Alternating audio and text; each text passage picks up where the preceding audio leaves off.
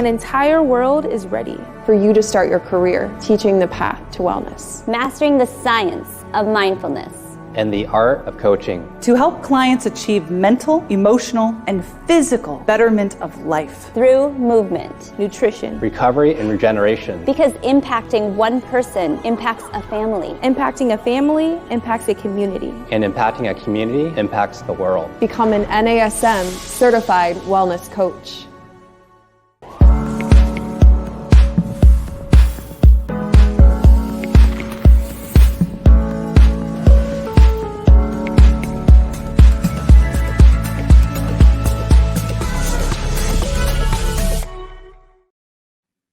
Hey everyone, welcome to our Strong Mind, Strong Body podcast. I'm your host, Angie Miller, and today we are going to talk about self-sabotage, why we self-sabotage. You know that thing that we do where we get really, really close to a goal, or maybe we're in this amazing relationship and then we do something either consciously or unconsciously that gets right in the way of us achieving that goal or continuing this beautiful relationship. There's a lot of reasons that are linked to the reasons that we self-sabotage and kind of get in our own way, if you will. And so I have Nari Kaur on here with me today. She is a empowerment and leadership coach, and she's also a podcast host to Ladies Who Lead. And I know Nari does a lot with confidence and self-sabotage. So I thought she would be a perfect guest to come on here and give us a coaching lens to look at self-sabotage. So Nari, I'm going to bring you in and have you introduce yourself. Hi, Angie. Yeah, thank you very much. It's been an absolute pleasure to be here. I'm from the UK. I'm an empowerment and leadership coach. I'm a qualified, I have an MBA. I'm a master NLP and life coach, and more recently, a wellness and lifestyle coach. I'm also a motivational speaker on various platforms. And really, I help people to connect with their inner confidence so they can achieve their potential. I've had the pleasure of working across the globe. So I've had the chance to really study human behavior and the intricacies of soft skills to really help people to personally develop themselves into being the best versions of themselves, really. All right. Wonderful. Connecting those soft skills with those hard skills. I love it because that's such a big thing, is being able to be the best person that we are in emotional intelligence, but also to be able to perform what we need to perform in our daily jobs. So Nari, let's talk about what is self-sabotage. And I want to give one of the most classic examples that I always think about when I think about self-sabotage. I taught university students, and it would be the last semester of their senior year. They'd be taking oftentimes the easiest course load. They saved all those easy courses for last, and they allegedly couldn't wait to graduate. And then all of a sudden, I hear that they failed a course, whether it was conscious or unconscious. It gets right to the end. And those students who thought they couldn't wait to leave academia, turns out the idea of going out into the big bad world created such fear that they ended up sabotaging their last semester so that they would have to stay in a safe space, which is what they knew. So I think that that's kind of a classic example of self-sabotage. But how do you define self-sabotage?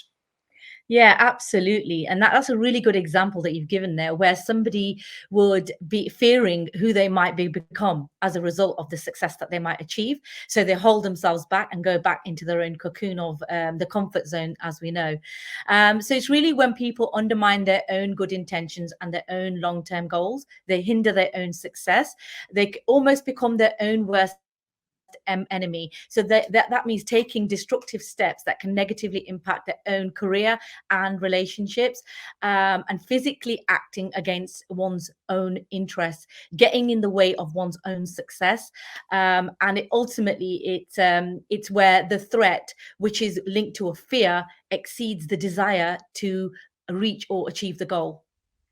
I love the way you put that. The threat meets or exceeds the actual goal. I also had to take a little note because I thought that that was classic, fearing who they might become. And isn't that the truth? We can't wait to become something, and then it gets right to the end and we fear becoming that, because then there's that flip side of that same coin of, are we fearing that we're going to succeed, or are we fearing that we're going to fail? And either way comes with consequences in people's minds. Well, if I succeed, then now I'm up here and people are going to keep expecting wanting more and more and more. And if I fail, then I'm going to feel like a failure. So I think those are classic examples. Nari, why do you think people self-sabotage? I mean, you described what it is beautifully, but what do you think gets in the way? So often it's a deeply embedded programming that people have, and it's where people have a limiting belief, essentially, where what they believe that they deserve doesn't match actually what they want, and it appears in a person's life often as a reoccurring pattern, which is when they realize that there's something wrong. So people do this often because they've possibly had a difficult childhood. They may not have had a secure attachment style to their parents, in which case they would be avoidant in mature relationships. They may even be modeling one of their parents who were suffering, and they built beliefs around their parents suffering, and then that directly reflects in what they deserve as an adult. They also may have low self-esteem, which can be interlinked to these limiting beliefs, and then in adult life they play that out by doing things that confirm those negative beliefs about themselves. So exactly as you said, what do I deserve? What can I have? What can be my reality? And it's very much linked also to fears, these deep fears that people have. For example, in relationships, somebody might have a fear of getting hurt. Then they will have a fear of commitment, and they will have unhealthy relationship beliefs. This could be linked to a previous relationship they've had, or indeed their parents' relationship.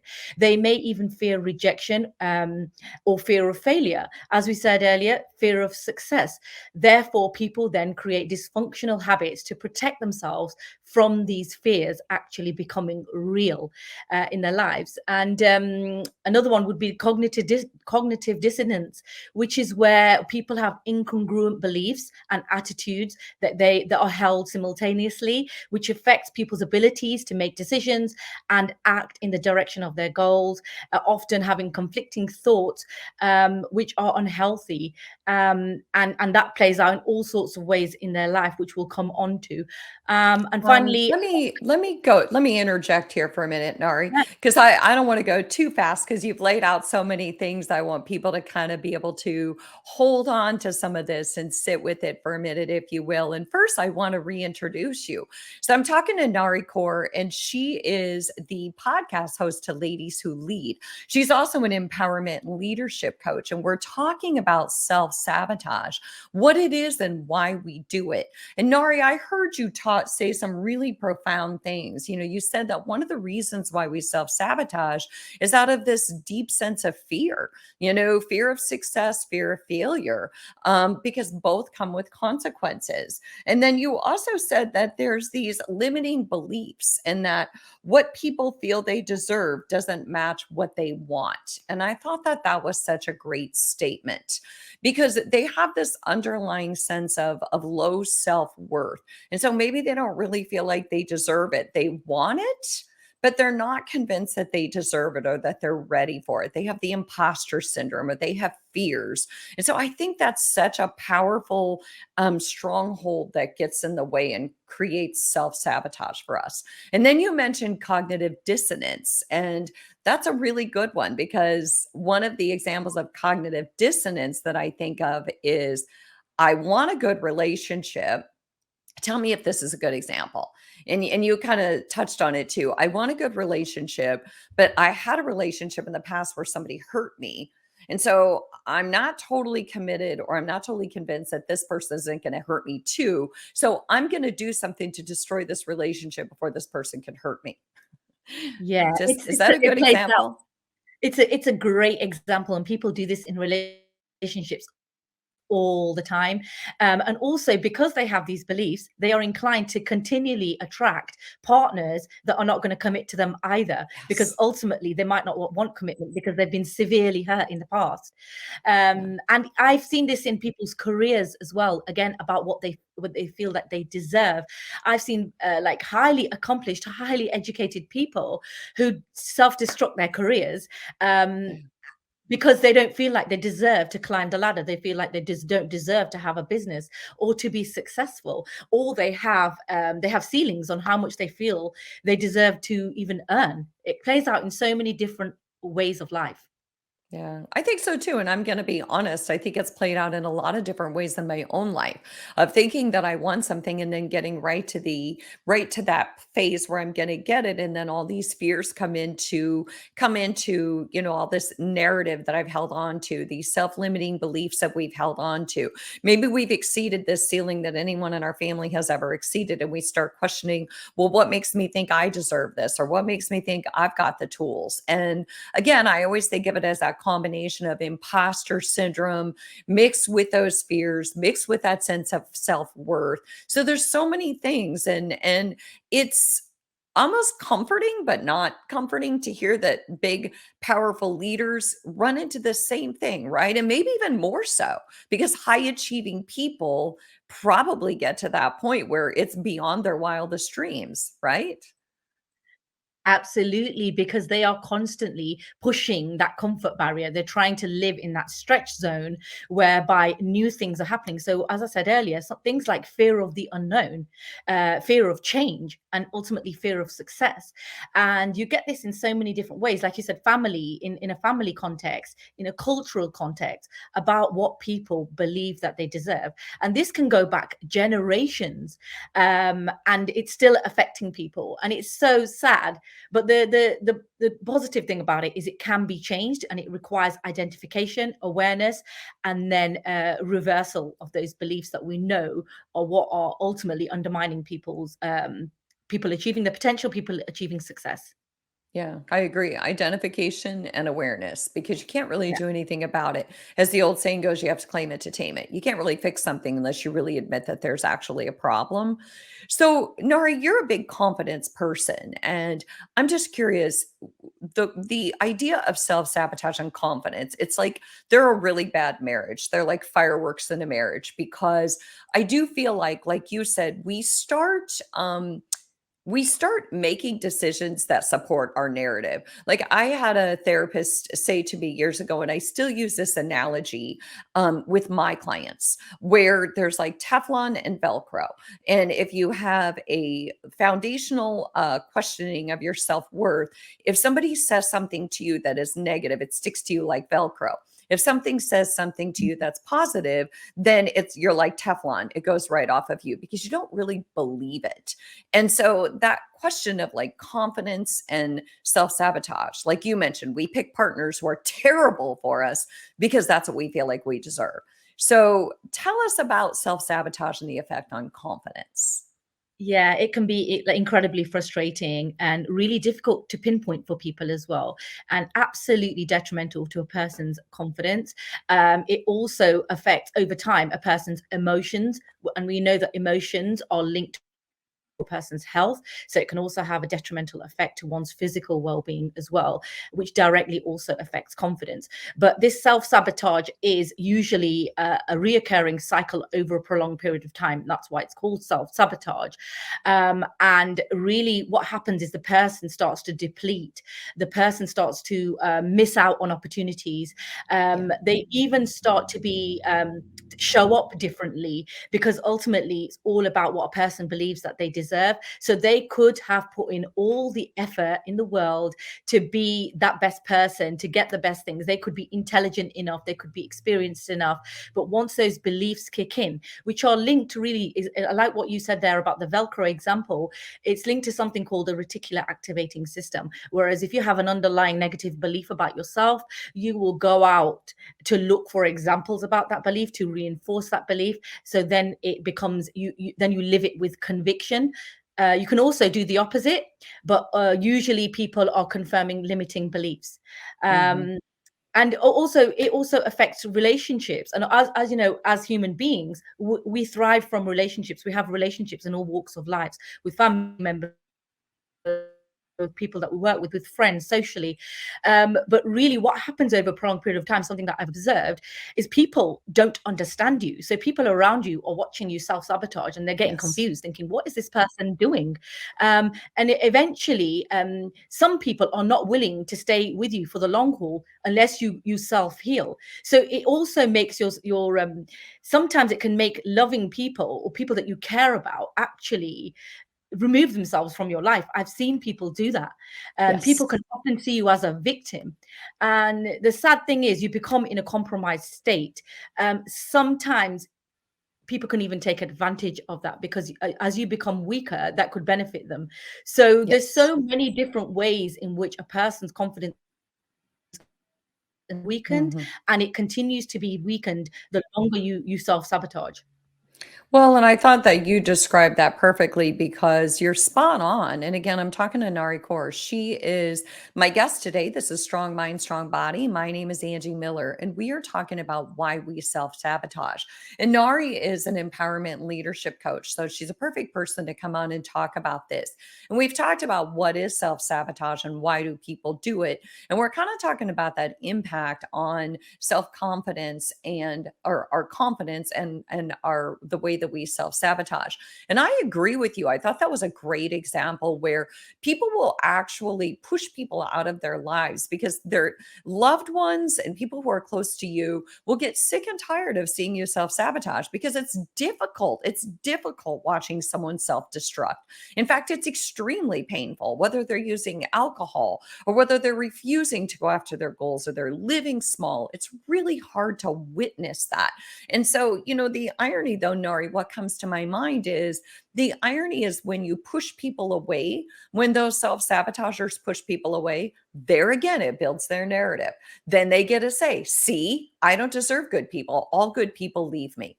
And Yeah. then they sit down in my chair in my office and it's like, right? So, because Yeah. that's their narrative, because they've gone out in life and supported that narrative. Yeah.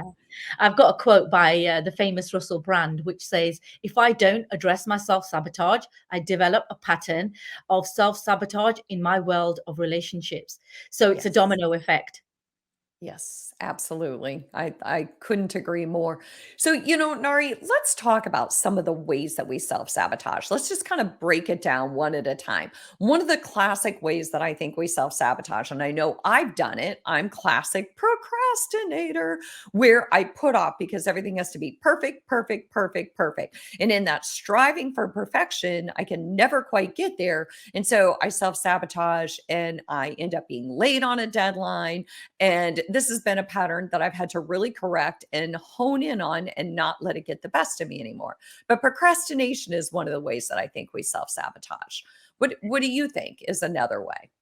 Yeah, that's a great example. So procrastination and perfectionism are actually linked, where people are delaying out of fear of failure, and then they feel ashamed and they even feel guilty. So procrastination and perfectionism are two prime examples of people self-sabotaging, believing that, well, they want something but they don't believe they deserve it, so they make sure it doesn't happen. Another way is, as I mentioned, modeling self-destructive behaviors of parents. You see this lot, and when people come to for healing or therapy, a lot of the times they have to reverse engineer, and it often comes back to one or both of their parents. People Mhm. also, we call it self-medicating. That is things like excessive alcohol, unhealthy eating habits, smoking, even taking drugs. So all of that stuff, it affects our body, doesn't it? So Yeah, yeah. that's uh, yeah, it's a big one. And look, I know yeah. a lot of people that have unhealthy eating habits, a lot of people that binge eat, people that are on a diet, but then they can't seem to lose weight. They try every diet, they try every different type of exercise routine. But ultimately, if the belief doesn't match the intention, then it won't happen, because Yes. the person will come along and disrupt it for themselves. Yeah, yeah. Yes. Um, And build the narrative that this is what they deserve. And, this is what. I like what you said about the self medicating because whether it be alcohol, whether it be drugs, whether it be eating behavior, sleep, lack of sleep, too much sleep, there's all kinds of ways that we do this, that we medicate using our body as kind of a tool. And, but all of it always comes back to the same theme of whatever we kind of inherently believe at our core is what we set out to reinforce, right? It's why they say, like, a lot of times if women have been in a bad relationship and they go somewhere and there's 100 people in the room, they're likely to find that one person who's going to reinforce exactly what they don't want. And so we have to, like you said, this isn't meant to make people go, oh, well, then what's the point? It's really meant to say we have to be aware of what we're doing and the role that we're playing. And to me, that is empowerment. To me, I want to know what I'm doing wrong because then I have the power to get in the way and fix it. If it's someone else's fault or I'm blaming somebody, I'm disempowering myself. If I'm saying, well, it's my parents' fault, I'm like this, that one drives me nuts. I think that there should be like a statute of limitations on that one, because at what point do we stand up and say, yes, this happened in my childhood, and for some people it was trauma. I mean, true trauma. So we're not talking about that, but I'm talking about if we're modeling things from, what would be decent parenting, but maybe our parents model less than wonderful things, and we have to like notice that and then say, okay, I think I can do better. And again, we're talking about overall decent parents. We're not talking about true trauma or anything like that. I'm not getting in the way of that. So yeah, absolutely. And that's when when you heal, when you actually get to the root of why this is happening, then you can stop those disruptive, like I said, self-medication or patterns that people have. And often that's referred to as misguided self-love, because the person is still giving themselves love. Like, oh, I feel lonely, or I feel upset, I'm going to have chocolate. So in that moment, they're comforting themselves. But obviously, in the long term, it's not good for a person's mental or physical well-being. So just a couple of other ways to touch on that where people do self-sabotage. For example, imposter syndrome, the negative self-talk. So the constant self-criticism, that is self-sabotaging. Another big one is ignoring emotions and feelings, again, with distractions. Other distractions such as social media, video games, excessive shopping, overspending. There's so many different ways in which people distract themselves from what's actually going on inside because they don't want to feel their true emotion. And then giving up on things when it gets difficult, when it gets challenging, they just give up. oh, those were classic, actually. I tried to write down as many as I could. I said imposter syndrome, negative self-talk, um, excessive shopping. They try to ignore their feelings because they don't want to feel those difficult emotions. Those were amazing examples. Thank you. So again, I'm talking to Nari Kaur, and my name is Angie Miller. This is Strong Mind, Strong Body, and we are talking about why we self-sabotage. So we've talked about what is self-sabotage, why do we do it, what is the impact on our confidence, and what are some ways that we do it. Nari, what I really want to get to before we kind of end this show, the most important thing that I think people are waiting for is, how do we stop? So now we know how it shows up, but what are some really powerful tools that we can give to our listeners to say, okay, these are some things you can do to stop self-sabotage? Yeah. So quite simply put, the way to stop self-sabotaging is to identify what's behind it and to get to the root of the issue. The sabotage itself is an addiction, and it's a feeling, a purpose in our subconscious mind. And the pain is actually trying to communicate with you. It's something inside you that isn't being heard, and it's causing you stress. So you need to understand that. Firstly, you need to understand that it's not your fault. It wasn't created by you. So you need to go easy on yourself, be compassionate, and be forgiving, because it was actually created by an experience that had a profound, painful effect on you. And then that was ingrained in your embedded programming. You were a blank canvas when you were born. So you deserve to reclaim that version of yourself with all the positive and healthy beliefs about yourself, which can help you to bring you to connect you to your potential and to ultimate happiness. It isn't a character flaw. It's simply a set of behaviors, usually arising out of fear-based negative beliefs that's preventing you from achieving your goals.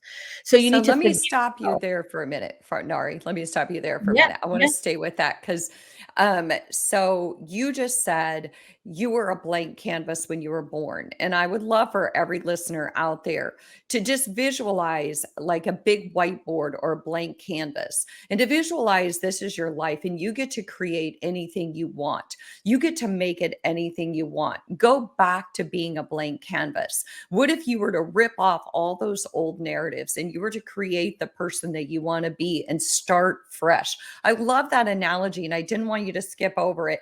I thought I was a fast talker. Nari, you're a really fast talker. So I really wanted everyone to catch that one because that was a fantastic example. And then just the fact that, Yeah. it's our fears. So acknowledgement. So Yeah. what's another way we can stop then? I like this self-compassion in the blank canvas. Yeah. So just to confirm that forgiving yourself is so, so important. You have been following a default pattern on autopilot. You need to stop that. A way to do that, often people who are self-sabotaging get stuck in what we know as fixed mindset. So they believe that they can't change. They believe the life that they've been living is unchangeable. So with emotional intelligence, we can take people to actually a growth mindset. So if you might hear people saying things like, it is what it is, that's just how my life's meant to be, I'm not meant to have those things don't happen to me. But when we change the person to a growth mindset, they believe that they can actually have whatever they want to have, and they have it within them to do what they can do to change it with hard work and commitment. But it is possible. So they can have like the expectation of themselves that yes, I can make a difference. I to do a bit of root cause analysis here. So I often encourage people to, if you're seeing self-sabotage in your life, you do need to go and see a therapist. You need to sit down with somebody and first identify all the behaviors, because they are actually they're a response. They're actually a symptom of the root cause. Once you identify the root cause, then you can actually build in opposite beliefs. So you can reverse your negative beliefs and just change them with the opposite that would give you opposite results, that would make you consciously start behaving in ways that are different to what you have done before, which will get you the opposite results. And you Well, will and I think that that's important to stay with. I like, first of all, that you talked about a fixed versus a growth mindset. And I did a podcast about a year ago on fixed versus growth mindset. And I think, and there's a great book about it. And this is a powerful topic because you're right. Fixed mindsets say, well, this is the way it is. And it's kind of that victim mentality of I am's who I am's, as Popeye used to say. All of you young people are like, who's Popeye? But anyway, so well, look him up on YouTube. But we're not who we are. I mean, we are until we're not anymore. Right? We believe something until we don't believe it anymore. And so it starts with a little self-compassion and a little forgiveness and that idea of creating a whole new canvas for ourselves, but also just ownership of this is my mindset, but my mindset does not need to be fixed. And if I can move into a growth mindset and I'm willing to go to a therapist or really powerful trained coach, I have potential to do more and be more. And I think that's where it's at for everyone. We all say we want to do more and be more, but we get in our own way, right? Yeah, absolutely. And it often comes from taking baby steps. So practicing breaking that comfort zone, which you've probably been living in for a long time, to the listeners here, taking baby steps in that stretch zone. So practicing things that you have never done before, trying new things, but seeking support, having a support network. You will soon find things that you feared in the past are now your new comfort zone, and you're looking forward to actually what you can do next. And practice becoming something I often practice with my clients is I give them a visualization of the person that they would love to be, and then I get them to practice things that that person does to try to mirror that person and to try to bridge the gap between where they're currently at to that person that they would love to be. And when a person starts to take incremental steps towards that, they will see that actually a lot of the self-sabotage disappears. So Okay. it's really, really powerful. Yeah, I love that. So what I got down, Nari, was you said take baby steps and try new things. And I think that's so true. It's almost like systematic desensitization. We have to try new things, do small things. Maybe you try a new food a day, or maybe you go to a new place. But I like that a lot. So Nari, we have to close up our show. But again, my name is Angie. This was Strong Mind, Strong Body. We talked about why we self-sabotage. And I had Nari Kaur on here, who is an empowerment coach. Nari, do you want to go ahead and tell people how they can meet you on Instagram and on email before we close up? Yeah, absolutely. So if you want to check out a little bit more about what I do, you can find me on www.narikaur.com. I'm on Instagram as Sky High Empowerment Coach, and all my links are there in the link tree. And if you want to email me directly, it's narikauruk@gmail.com. Thank All you. right. Fantastic. Thank you so much, Nari, for joining me. And thanks to all of our listeners. And we will see you next week.